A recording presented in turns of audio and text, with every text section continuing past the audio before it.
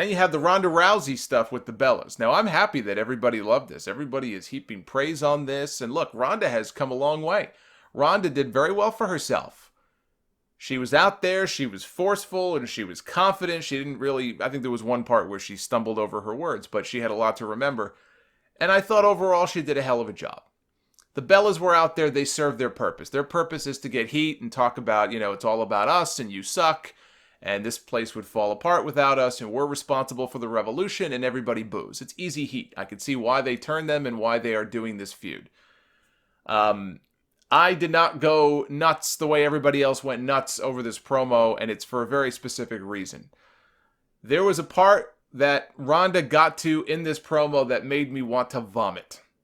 And it was the part where she said, in reference to the Bellas, she said, "You're not pioneers, you're relics from the past waiting to be eviscerated like smallpox.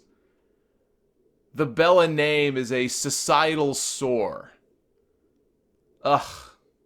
Ugh! Especially the eviscerated, the smallpox stuff ruined the whole thing for me.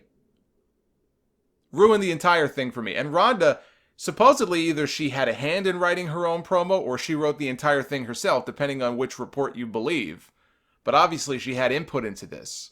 And if that's true, that's very disappointing to hear. Not that she would have input. I think more people should.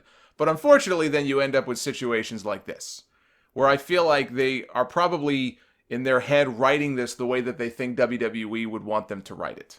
Because that part, when I heard it, 100% sounded like something that they wrote for her.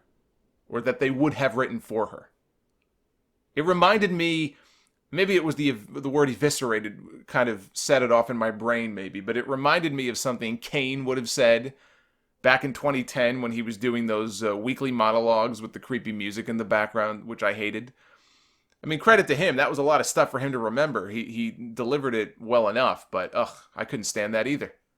I don't know. When Ronda Rousey came to WWE, there was a lot of buzz behind her because of who she was and her name. And if you think back to some of the fights that she had and the build up to some of those fights, she could trash talk, as good as anybody.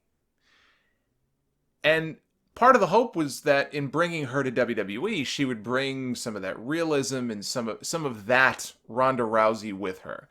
When I hear stuff like that I'm talking about that particular part of the promo. When I hear stuff like that, it makes me shake my head because I don't believe for a second that you would have ever heard Ronda Rousey talk like that if she was cutting a promo on a woman that she was about to go into the octagon and fight.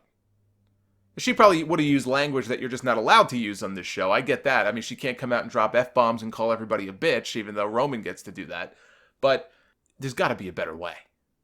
Now, she did have the big zinger at the end that kind of saved it. For me, anyway, it saved it. I guess people thought the whole thing was great. I didn't. But she had the big zinger at the end. Nikki Bella talked about how she and Brie have knocked down doors, and Rousey said, "The only door you've knocked down is the door to John Cena's bedroom." And people lost their minds, and then she said, "And he threw you out of that very same door." So I thought that was well done. And look, it's smart what they're doing here. It is very smart what they're doing. The Bellas have their reality show stuff. They have their fans. They have their segment of the audience. They turn them heel, so now everybody else has great reason to boo them and hate them. Now they're trying to inject reality into this. Everybody knows about the John Cena thing, even though I don't believe they broke up for a second. I think actually when they were just over in Australia, they were even filmed hanging out together. Supposedly they haven't spoken in months. So the whole breakup is bullshit.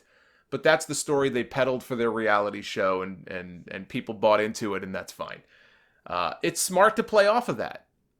It is smart to play off of that. There was a line I saw in, I think it was The Observer this week, that said, once the match was made between Rousey and Bella, ticket sales spiked for the Evolution show. And they're either, I don't know if they're sold out yet, but now it looks like the show will sell out. So, hey, good on them. Good on them. They have a match that there's going to be a lot of interest in. How the actual match will be, I don't know. Nikki Bella of the two Bellas is the better Bella when it comes to in-ring. She's not Lou Thez or anything like that, but she's better than Brie. And Ronda, I think Ronda has largely pretty good, actually, for somebody who has, the level of experience that she has. She hasn't embarrassed herself. So maybe they'll go out and have a great match. Maybe so. But that part of the promo damn near killed it for me. Who would talk like that? Who would talk like that? Do they talk like that on Total Divas? I don't watch Total Divas, so I'm relying on you people to tell me. Total Divas, Total Bellas, whatever show, Total Birdie, I don't know what kind of shows they have. Is this how they really speak on that show when the women get into fights? I'm sure they fight all the time because they build these shows around fighting. So I'm sure the women are probably at each other's throats in every episode. Maybe I'm wrong. Is that how they speak?